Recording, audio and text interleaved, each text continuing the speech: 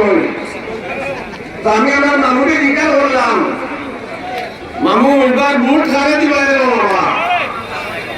তাই বললাম, মামা এবার ভোট আমরা দায়িত্ব দিয়ে দেব। আমার একজন মই আছে, তাহলে আমি প্রশ্ন করলাম, বল ভোট কারে দিবা গো? ভোট দিলে দায়িত্ব। আমার মন করার বই একটা নাম না, তাই আমার ইঞ্জিনের নৌকা চালায়। তাহলে প্রশ্ন করলাম, ও বই তোমরা ভোট কারা দিবা?